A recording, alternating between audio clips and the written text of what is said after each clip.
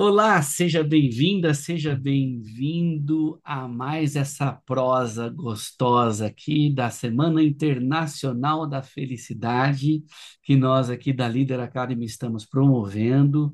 Estou eu aqui com meu querido amigo Miguel, e hoje a entrevistada da prosa vai ser minha querida amiga Eliana Pinto, Eli.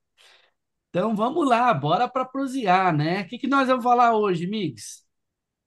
Vamos falar de tecnologias sociais aplicadas às organizações. Esse é o papo que a gente vai ter hoje com a Eliana, né? Com a Eli.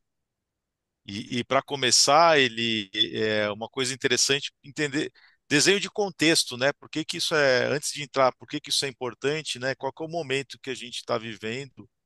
E depois você comenta para a gente que é isso, né? De passar no cabelo, de passar no pão, o que que é tecnologia social, né? É isso aí, bora lá, papo bom, né? Papo quente também, para variar, né? Então, só para comentar, né? Estou feliz demais de estar aqui.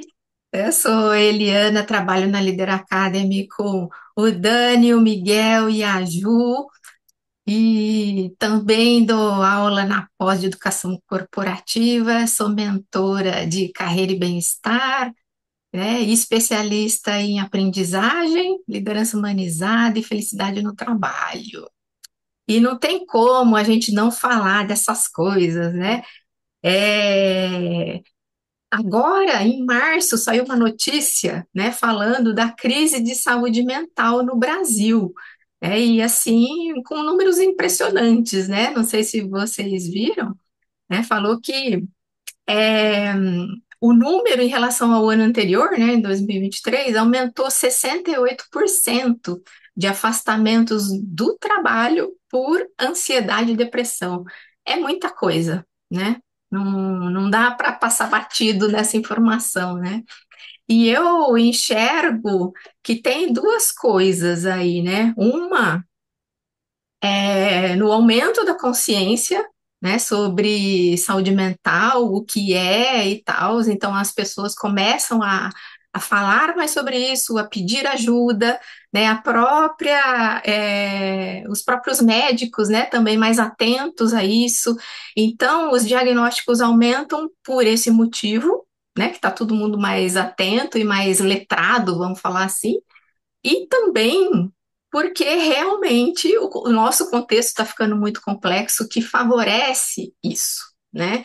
Então, apesar da gente estar em pleno 2025, né, século 21, a gente vive numa sociedade, né, que é muito acelerada, né, que tem muita desigualdade social, né, que o trabalho ainda é precário, né, que a gente ainda sofre muito assédio, pressão desnecessária, né, etc., que leva a gente para esse tipo de situação, né? Mídias sociais e tudo mais. Tem uma lista, né, de coisas que levam a gente a ter esse tipo de situação, né? De crise de saúde mental, como a gente está falando. E até por isso surgiu a tal da NR1, né? Que é a norma que vem para as empresas implementarem hum, medidas, né? Tanto de prevenção como corretivas relacionadas à saúde mental dos colaboradores, né? Então, elas têm que olhar para os riscos psicossociais, né? Como eu falo. E tem coisas como olhar para a jornada excessiva, olhar para assédio, para conflitos interpessoais, falta de autonomia, ausência de suporte e coisas do tipo, né? Então, você vê que realmente a consciência está aumentando, né? Então a gente começa a ter políticas públicas, né? A OMS, né, também olhou para burnout, né? Lembra? Acho que foi em 2022, se eu não me engano, incluiu o burnout como uma doença do trabalho, né? Eles também começaram a falar de epidemia de solidão, né? O quanto isso afeta na saúde dos indivíduos, né? Ou seja, é uma série de coisas que levam a gente a olhar para isso com atenção, inclusive dentro das organizações, né? Porque é um local onde você pode adoecer ou florescer, né? A depender do que acontece lá, né? E mais um detalhe de contexto é como a gente vê a evolução, né, dessa consciência.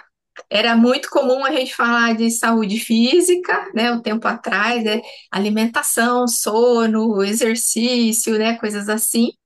Aí depois a gente começou a falar de saúde mental, né, que aí deu o boom, especialmente na pandemia, né, a gente falou muito disso durante a pandemia e continua falando até hoje, né. E o próximo passo, né, está se falando de saúde social, né? Isso foi um tema, por exemplo, no evento aqui de inovação, né, o South by Southwest. Aí eu fico pensando, olha que coisa maravilhosa, né? Um evento de inovação que fala de tendências, fala de futuro do trabalho, a gente falando de saúde social. Então, esse é o meu principal ponto aqui do papo, né? E nada disso é novidade, né? Nenhum desses conceitos é coisa nova, né? Então, quando a gente pega os psicólogos sociais, os cientistas da felicidade e do bem-estar, eles sabem disso faz tempo, né? Vamos falar assim, né? Mas que bom, né, que um evento dessa magnitude e outras mídias, né, sociais estão falando sobre isso, porque é o caminho de aumentar a consciência de todo mundo, né, sair da academia, né, vir realmente para o papo, né, falar isso na televisão, falar isso nas redes sociais, falar aqui no nosso papo, porque todo mundo precisa ter esse nível de consciência, né, o quanto a saúde social é importante, porque somos seres sociais, né? Então a gente precisa cuidar disso, né? Então esse é o nosso contexto, certo? Muito legal. Eu vou passar para o Dani depois fazer algumas considerações, mas eu penso o seguinte, né? Você falou muito da questão de ampliação de consciência. Os temas estão vindo aí, as pessoas falam mais dos temas, sabem da relevância dos temas, mas e é normal isso, né? A gente vê uma disparidade entre é, falar do tema e mudar as circunstâncias sobre aquele tema, né? Eu acho que aí entra a minha provocação de como é que você muda não só o quanto que eu sou consciente, mas a forma da gente se conduzir dentro das organizações relacionado a esses temas, né? Porque a gente tem rituais, modelos de estrutura, modelo de remuneração, o que você quiser dentro do modelo de organização, que não é nem consistente nem coerente com o nível de consciência que a gente está ganhando hoje, né? Então, eu queria já sair daí e o que que a gente pode fazer, né? E Dani, tuas considerações antes até dele já amarra aí uma segunda pergunta.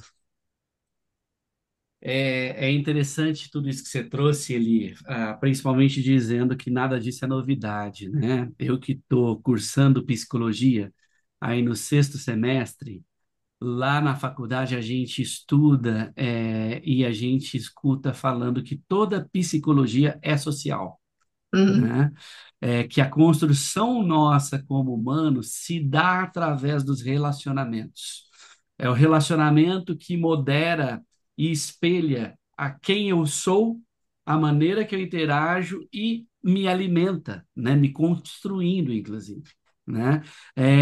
E tanto é que a gente aprende também que existem três elementos cruciais para a gente cuidar na nossa vida, que eles chamam de biopsicossocial, que é cuidar do corpo, cuidar da mente e cuidar das relações, né? Esse tríplice pilar.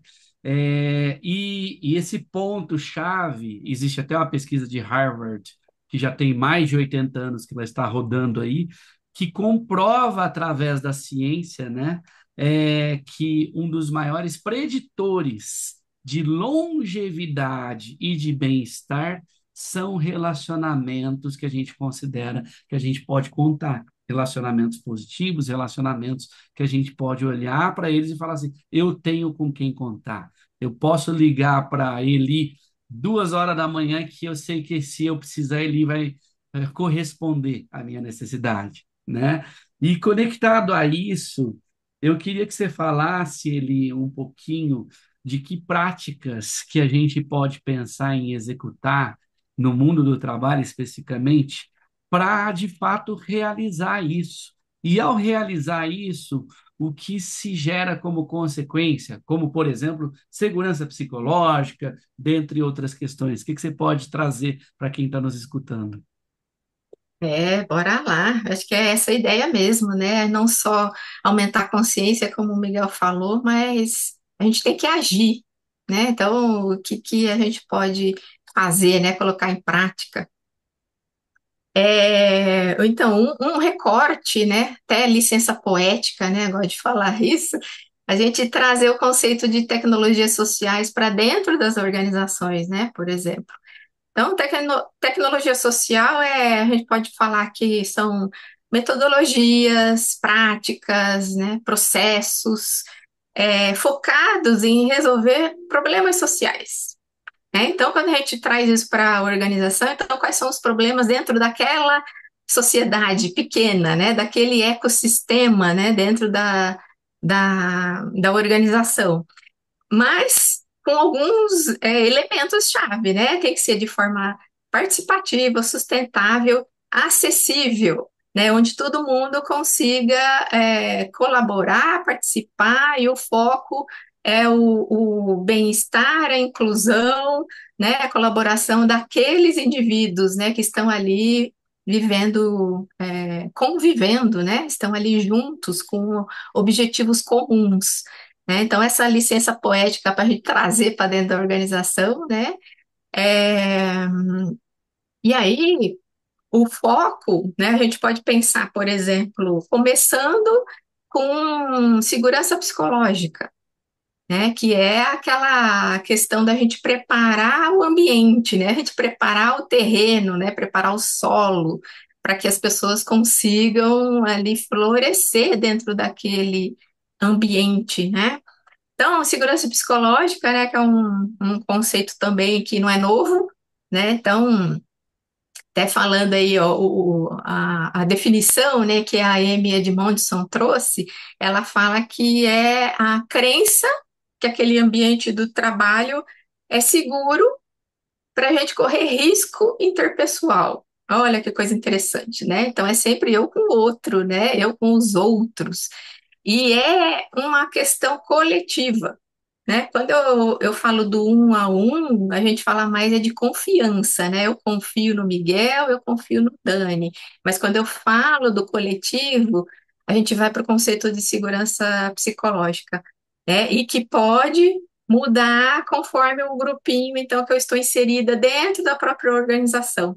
Então, aqui já vai dando dicas, né? Pistas de como a liderança é importante, né? Porque o jeito que a liderança trata, né? O jeito que a liderança como é que se diz? Melhora prepara esse terreno, né, para os colaboradores, vai ter mais ou menos segurança psicológica naquele grupo, né? Então, é uma questão de dar alguns exemplos, né?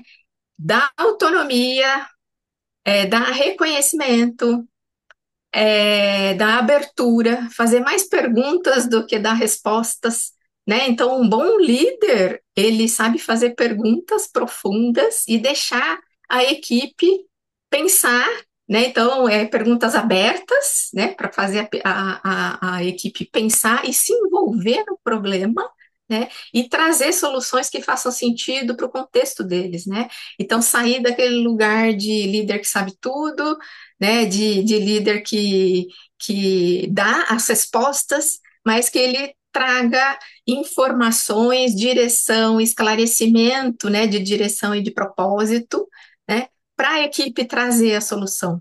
Porque é quem está na fogueira, quem está no dia a dia da operação, né, que sabe de fato o que é melhor fazer, né? Então, você contrata a pessoa, por exemplo, que ela é especialista no assunto, e aí você diz para ela como ela tem que fazer as coisas, isso é uma loucura, né? Então, você tem que dar permissão, né? Você tem que dar condições e espaço para as pessoas escolherem o como, né? O papel do líder é trazer esclarecimento, né, de direção, propósito coletivo e dar suporte, né? Então, isso é um ponto bem importante, né? E a segurança psicológica está totalmente ligada a isso, né? Então, é o contra o assédio moral, né? É contra as metas inatingíveis, é contra a cultura do medo, né? E sim da colaboração, da participação de todo mundo, né? Então, quando a gente fala disso, a gente começa a olhar não só para a atitude individual do líder, mas também expandir um pouco para as questões mais amplas da organização, né? Então, olhar para normas, né, práticas, procedimentos, então, assim, maneiras, né, que as pessoas se relacionam, os tais dos rituais, isso faz muita diferença, né?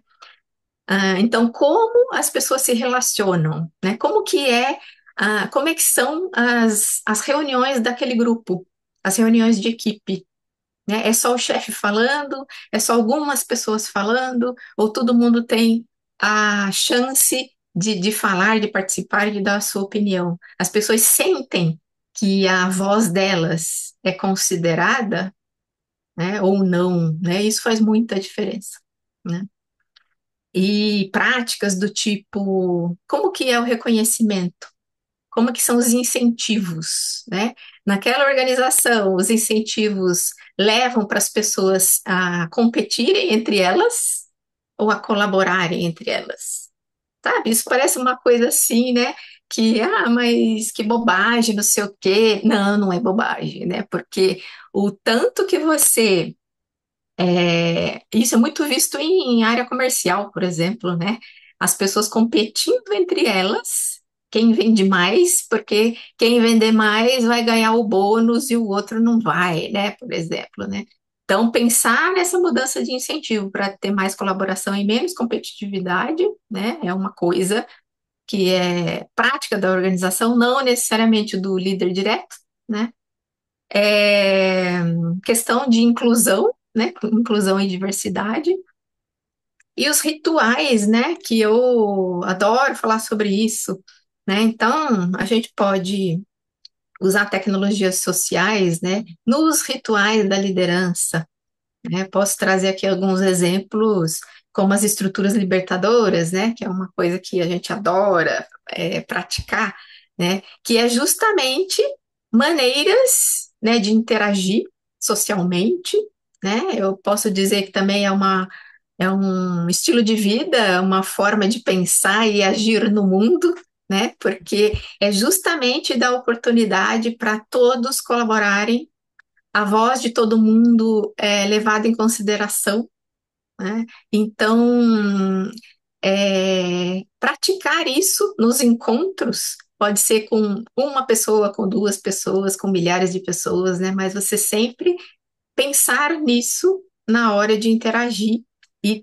realmente ouvir e não só fingir que está ouvindo, né? Mas considerar o que cada um traz para a resolução daquela situação, daquele problema em comum, né? Nossa, Eli, quanta coisa interessante, prática e útil para quem está nos escutando, hein? Você falou um repertório tremendo aí de coisas relevantes, que se a gente observar tudo que você trouxe, no final das contas, é a pessoa poder se abrir sem ser criticada de um jeito respeitoso e que ela sim, sente que é levado em conta o que ela trouxe, né? Eu estou fazendo um estágio na faculdade, na área escolar, e você trouxe duas palavrinhas aí que me remeteu ao encontro que eu tive nesse estágio na segunda-feira que eu fui, numa ETEC aqui em São Paulo. Você falou de diversidade e inclusão. E o diretor da escola, ele trouxe um negócio que para mim foi uma explosão de cabeça que eu nunca tinha me ligado, só para adicionar nesse tempero todo que você trouxe. Ele falou que aconteceu um evento lá na ETEC e um professor, uma professora lá, quis expor de uma forma que ele considerava que seria agressiva aos demais, um tema. E aí essa professora chegou nele e falou, quero fazer isso, isso, isso. Ele falou assim, olha, por mim você não faz, porque vai ter consequência isso aí. Aí a professora tomou a decisão, foi lá e fez. E isso gerou vários gatilhos em outras pessoas que viram a exposição do que estava acontecendo. E isso repercutiu de um jeito muito ruim. Aí esse professor, professora, estou falando professor, professora para deixar mais ainda nebuloso onde aconteceu isso, para preservar nomes, etc e tal aí, né? Voltou nesse diretor e disse assim, nossa, eu não achei que ia acontecer isso. Ele pegou e falou assim, por que que você achou que não ia acontecer isso? Não, porque aqui tem uma diversidade, uma inclusão tremenda. Aí a resposta dele foi, exatamente por isso que você tem que ter muito mais cuidado na forma de se posicionar. Porque diversidade e inclusão tremenda não significa abertura e preparo para ouvir tudo que se está disponível. São coisas totalmente diferentes. Ter uma diversidade, ter uma inclusão, não significa que quem é diverso e é incluso tem a abertura e a mente preparada para absorver qualquer coisa. Não é verdade.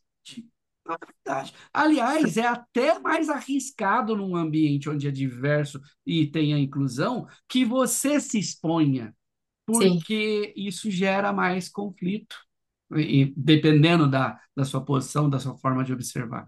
Nossa, isso para mim foi assim uma explosão de cabeça, porque é meio que paradoxal pensar isso, né?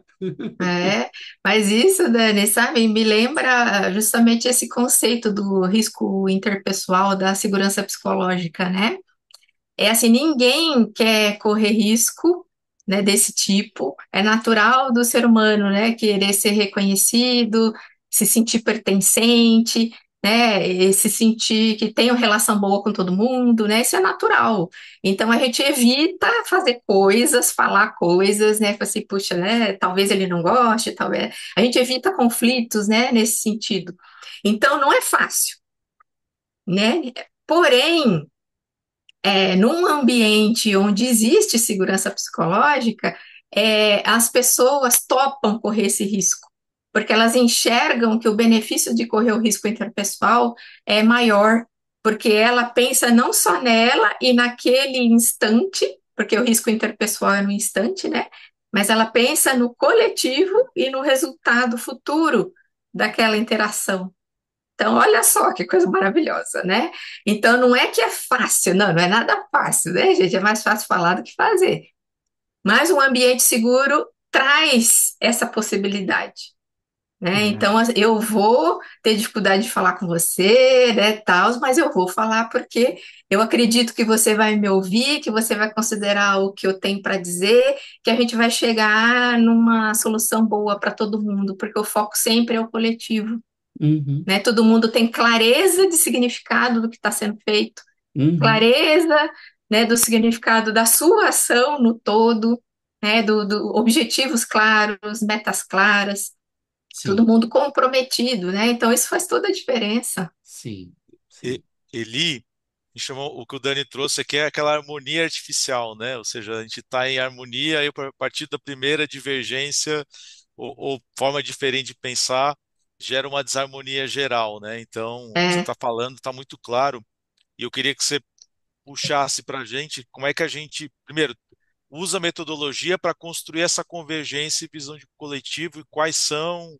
é, essas tecnologias que a gente já tem aplicado em alguns casos, mas algumas empresas usam isso como, não são muitas, né, mas algumas já usam, né, como ritual de gestão, né, das aham. pessoas estarem treinadas a implementar isso, né, nas suas conversas, né. Então, eu queria que você nos comentasse aí.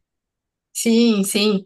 Olha, até acrescentar um tempero, né? Que a gente fala, né, de mundo complexo, né, de muita incerteza. A gente está cada vez mais nesse cenário, né? Porque a gente aumentou muito os tipos de negócios, né, de empresas que atuam no com conhecimento, vamos falar assim, né? Com conhecimento, com tecnologia. Então, isso tudo deixa as coisas mais complexas, né? Então, não é simplesmente aquela coisa de processo simples, né? Pega uma coisa aqui, bota aqui, pronto, acabou. Não, você precisa pensar numa solução que pode mudar todo dia, todo mês, né? Todo ano, que seja. Então, esse tipo de cenário mais complexo e incerto é mais importante ainda isso tudo que a gente está falando, porque não tem uma resposta pronta, não tem aquela coisa de melhores práticas, né? Que eu pego lá um manual, uma receita de bolo, se eu aplicar vai dar certo. Não, não vai dar certo, porque o contexto mudou. Talvez dê certo, talvez não dê certo. Na verdade, é que ninguém sabe a resposta. Então, em cenários assim, você precisa trazer todo mundo para a mesa para trazer as opiniões, para a gente construir em cima da inteligência coletiva, né, como a gente fala, e estabelecer, né, até indo para rituais, né, tal, estabelecer formas, né, de tomar decisão que não é aquela discussão infinita que todo mundo fala e aí não acaba nunca. Não, não é isso.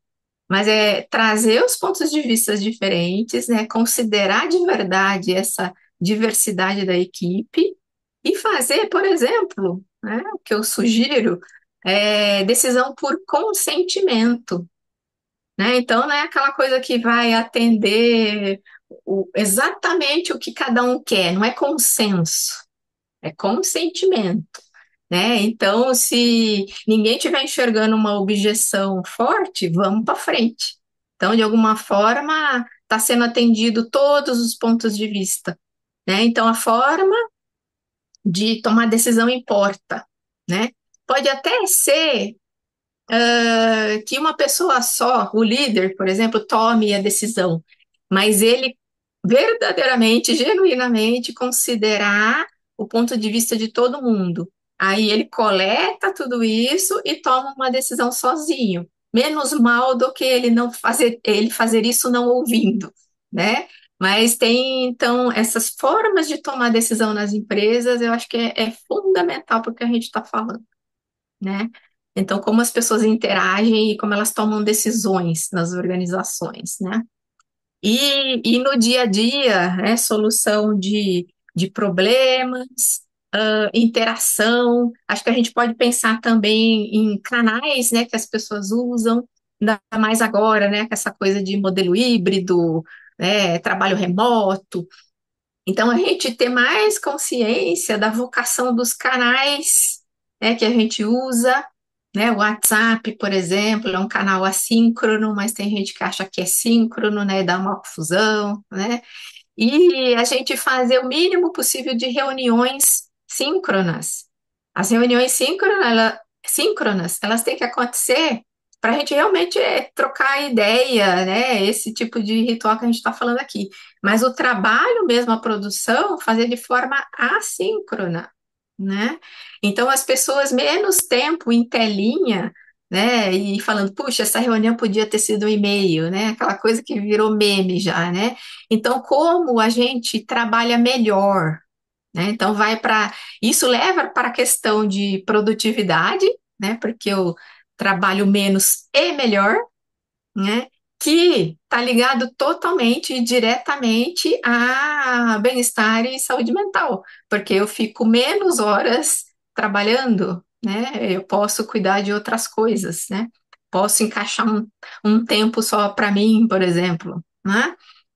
Então, como eu encaixo a evolução tecnológica, a inteligência artificial, né, também nesse meu dia a dia, para facilitar o meu dia a dia, né? Então, é aquela visão de eu colaborar com a inteligência artificial e não competir com ela, né? Então, isso também, cada indivíduo e o líder deveria trazer essa visão, né? Então, como a gente deixa o nosso trabalho mais fácil e melhor, porque a gente tem bastante complexidade para discutir, né? Então, aquelas coisas que dá para automatizar, vamos automatizar, né?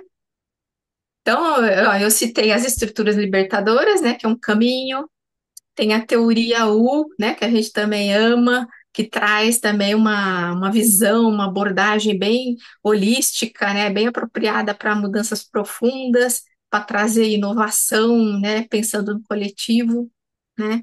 A gente pode pensar no E, próprio design thinking, uhum. que é uma coisa até mais velha, mas que considera, né, o ser humano no centro e esse pensamento inovador. E, Fala, e, Miguel.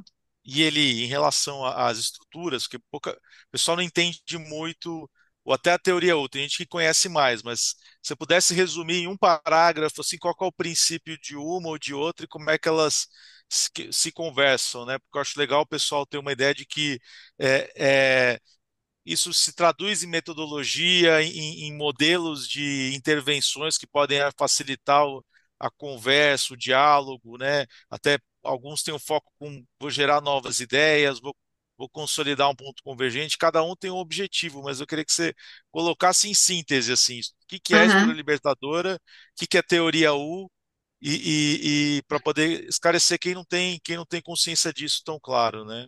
pronto. É, as estruturas libertadoras são. Ó, o nome já é maravilhoso, né, gente? A gente fala, ao mesmo tempo, você tem uma estrutura mínima, né, e o máximo de liberdade, né? Então, não é aquela coisa de, vamos aqui fazer um brainstorming. Não, não é brainstorming, né? Que um fala por cima do outro né, você não sabe a hora que vai acabar aquela conversa. Não, não é isso, né? Então, tem uma estrutura mínima para garantir que o objetivo vai ser atingido. Muito perguntas norteadoras, né? Perguntas abertas, né? Então, que facilitam a interação entre as pessoas. E faz de uma forma que garante que todo mundo vai participar. Então, resumindo, estrutura libertadora são práticas de facilitação de interação em grupo que traz alguns princípios, né, que eu vou citar, sei lá, alguns aqui, que é dar voz para todo mundo, o que eu mais gosto é esse, né, você ter essa capacidade, né, de testar, né? Como o design thinking também traz, sabe? De prototipar, de testar, né? Não querer fazer aquele plano perfeito antes de soltar alguma coisa, né, para teste, por exemplo. Então tem muito essa questão da experimentação, né? De cair para frente, né? Como fala, errei, mas cair para frente, né? De acreditar antes de ver, né? É o crer para ver, muito respeito, né, inclusão. Então, tem alguns princípios assim que regem essa interação. Então, e muito aquela coisa de aproveitar realmente a inteligência coletiva. De que forma, né? Dando um exemplo aqui. Então, primeiro, a pessoa pensar, fazer uma reflexão individual. Então, é um momento que eu dou para as pessoas extraírem de dentro dela o que elas têm ali, né? Então, qual é o meu conhecimento prévio? Então, eu extraio. Porque quando eu entro direto numa conversa e eu ouço o que o outro está falando, muitas vezes silencia o que eu tenho dentro de mim. Então, primeiro aflora o que cada um tem dentro de si, depois a gente agrega, né? Então, agrega o que eu penso com o que você pensa, com o que o, né? E aí a gente vai formando o que o grupo pensa, né? Então, é o individual, o coletivo, nesta ordem, às vezes tem até o contrário, né? Termina com uma reflexão, mas sempre essas dimensões sendo consideradas, tá? E é tudo muito simples, muito fácil, né? Não tem mistério. E uma das coisas que eu mais gosto desse negócio, que também é tudo sem direitos autorais, todo mundo pode usar, está disponível na internet, né? Tem uma comunidade maravilhosa, né? De prática. Então, faz parte, né, do propósito, né, dos autores e dessa comunidade, espalhar isso para o mundo, né? Então, que deixa tudo mais gostoso, né? E a teoria U, eu diria que ela é complementar, né? Tudo isso que a gente está falando aqui é complementar, né? Uma não tira a outra, né? A teoria U, como eu falei, assim, bem voltada para transformação, né, do coletivo, mudança profunda, e basicamente também tem várias práticas, né, mas tem três fases importantes que a gente fala, né, uma é o observar, né, observar o que está acontecendo, observar a realidade, né, então se abrir aqui para compreender o que está acontecendo, né, depois você sentir, né? Sentir o que está acontecendo, né? Sentir o que está vindo e o chamado, né, que você tem naquela situação, né? Sentir o contexto e o que você deve fazer e o prototipar, que é justamente pensar em ações, né? Em soluções para a gente resolver a questão, né, daquele contexto. Então, olha que coisas simples, né? Mas que são ao mesmo tempo super profundas.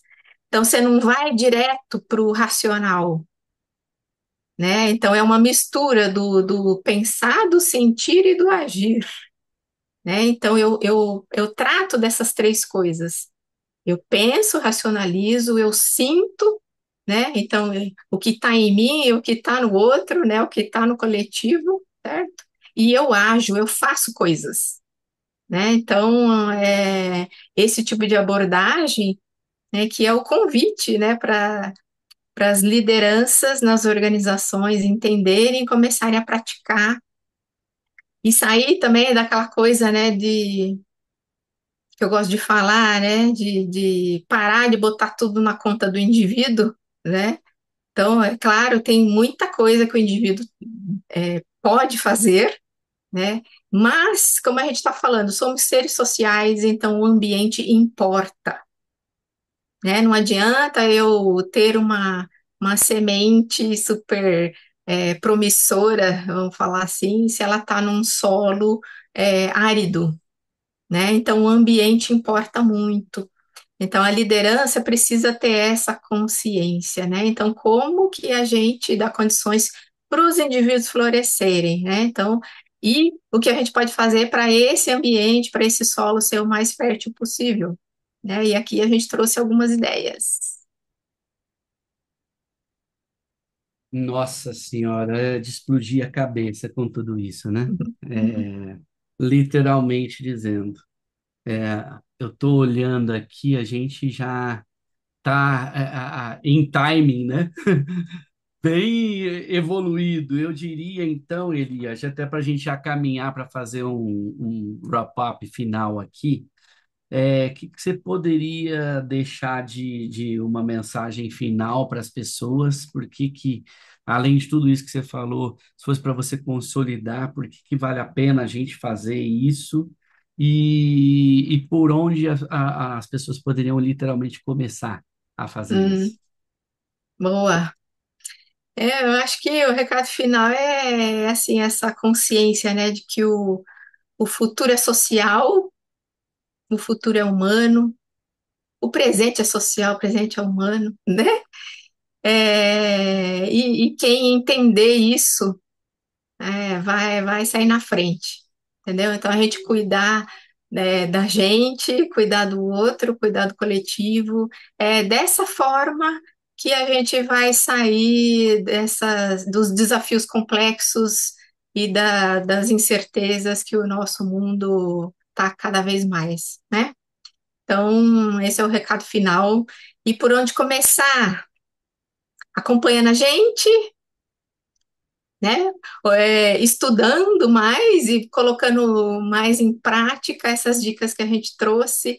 E assim, começar pequeno, sabe? É aquela coisa assim, ah, nossa, preciso falar com o meu chefe, preciso falar. Não, o que você, né, como indivíduo, como componente daquele grupo, pode fazer agora, né? O que que você pode fazer de diferente na sua próxima interação social? Pode ser com o seu colega de trabalho, pode ser com a sua família, né? Então pense no coletivo, desde já. Como que você pode mudar a sua próxima interação? Fantástico, fantástico. Muito bom, Eli. Mig, você Obrigado, quer viu? fazer mais algum comentário? Não tenho nada mais a acrescentar. Já vou pensar algumas revisões de práticas aqui, né? A gente também está sempre testando e iterando né? na gente mesmo, né? Senão não adianta Sim. falar e não fazer. Então, saio com essa lição de casa ali também, por aqui. Boa, boa. Eli, grato demais por compartilhar tudo isso aí. Valeu, Mix, pela parceria aqui nessa prosa gostosa. E você que nos escutou, nos viu, por qualquer plataforma aí, seja YouTube ou qualquer outro lugar, gostou? Compartilha. Envia depois esse vídeo para alguém que nós vamos abrir depois para todo mundo, né? Por enquanto está aqui fechado para um grupo que se registrou com a gente. Deixa o likezinho aí que faz o YouTube ajudar a maximizar a visualização e continua com a gente, porque vem mais coisas aí pela frente. Muito obrigado e até breve. Obrigada, até mais.